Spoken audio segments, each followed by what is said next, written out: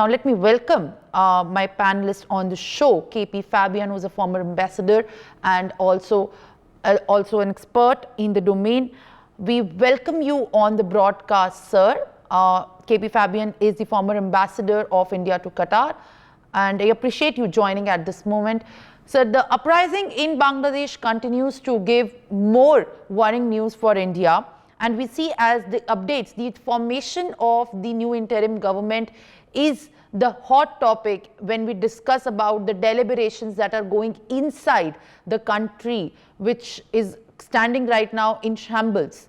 When we talk about the security and the political governance, what are your current thoughts on how situation is unfolding in Bangladesh at the given moment? Thank you. Always a pleasure to be with you, and through you to hundreds of thousands of your viewers. Now, first of all, we have to understand what has happened. As a former foreign secretary in Bangladesh, Chowdhury put it, megalomania of Sheikh Hasina caused her fall. And that megalomania undermined democracy. Now, apart from that, the undermining of democracy, corruption, rampant, well, not corruption which can be attributed to her personally, but to her entourage. Okay. There is one guy called Jahangir.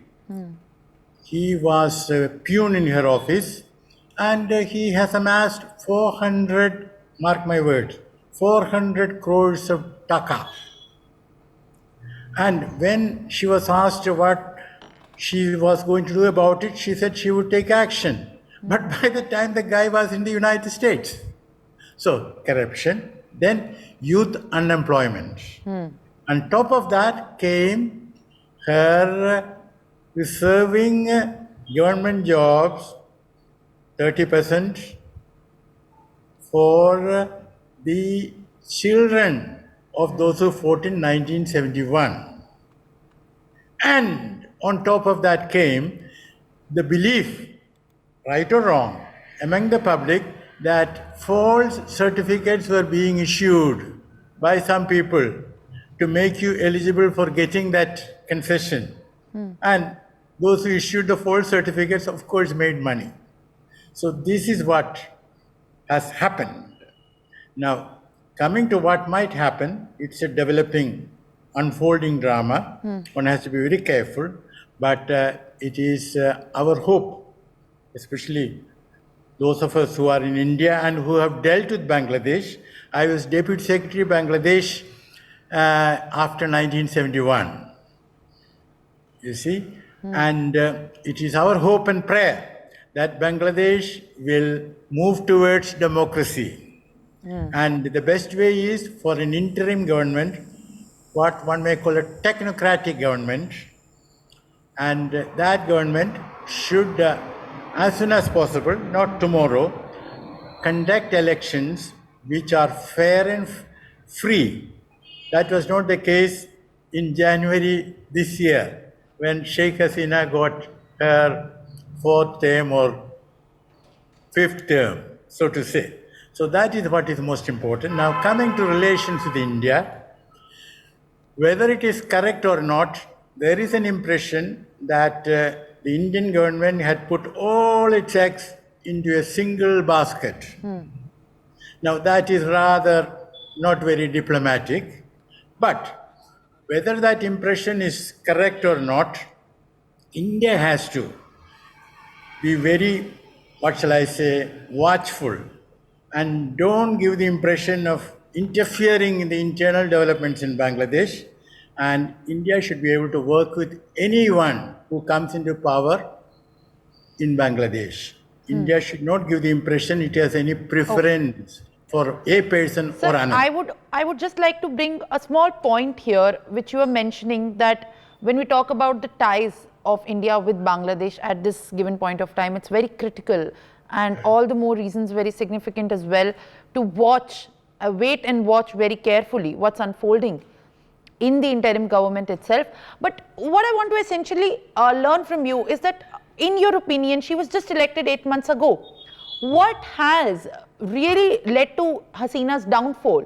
And she fell and Dhaka rose, and these are all the protesters and these scary images that we see coming in the past 24 hours. Of course, the protests have been going on for a long time, but what we have seen in the last 24 hours is something that was next to impossible to have been happened in the history of Bangladesh, where we have the statue of the father of Bangladesh being broken, vandalized.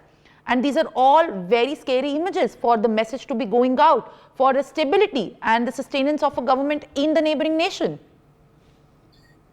Yes, I agree with you that certain events have happened which should be a matter of concern for all of us, not only in India, even for, people in Bangladesh.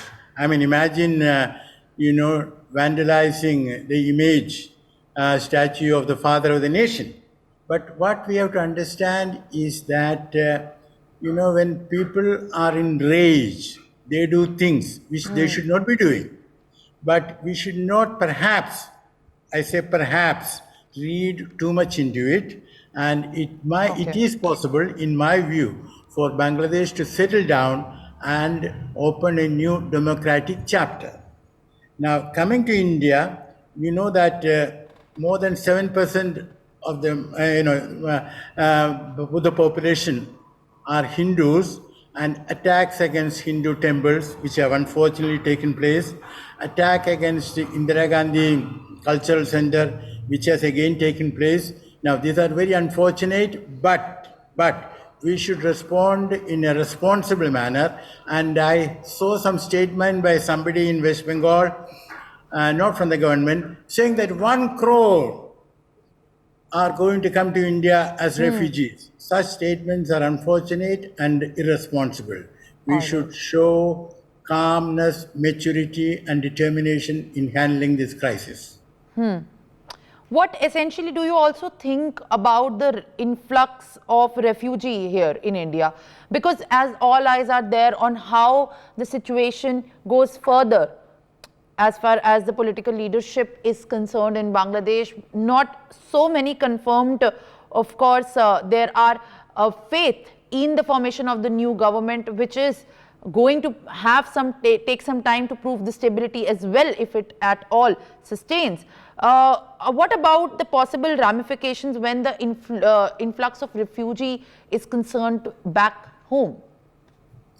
Well, let me put it this way. If those who are fleeing for their life, and if they come to India, we should accommodate them. But we should not make statements which encourage more people to come to India, and we should do whatever we can in a confidential, diplomatic way, not by public statements, to help stabilize the situation in Bangladesh. All right. What also I need to understand is that, do you really understand, Mr. Fabian, in the situation that's prevailing right now, do you understand this to be a well coordinated step with external links? There has been possible ties for this to be a well coordinated step in to create instability and to create this kind of anarchy here in Bangladesh. Do you think this is one such step which has been in the works for a long time? I beg to differ. I don't think that is the case. In a revolution, it cannot be pre-engineered.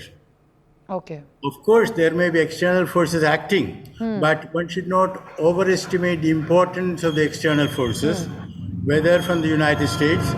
And something, when she went to China, well, things didn't go the way she wanted, and she cut short her visit. Now, my question is, open speculation.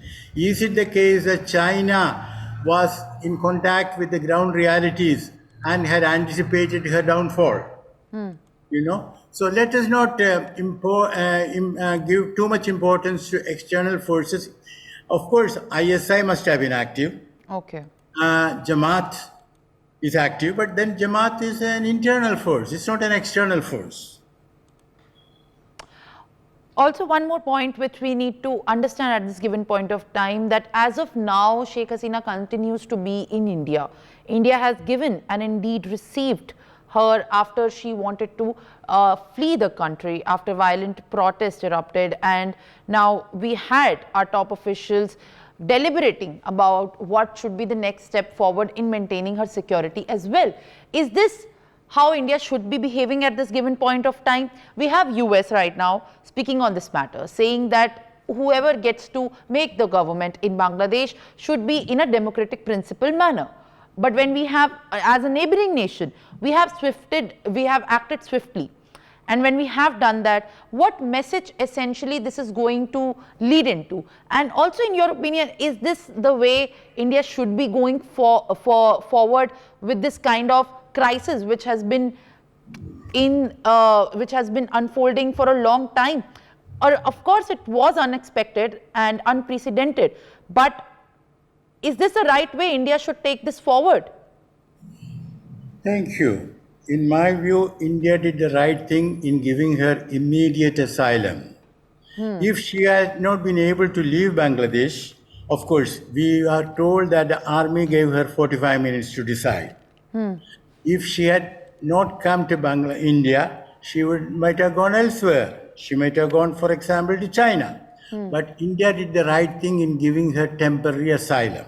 Now, the second question is, should we give her longer, permanent asylum? My answer is very clear. We should not, because that will upset our relations with the new government in Bangladesh. And the best thing is that she goes to London and writes her memoir.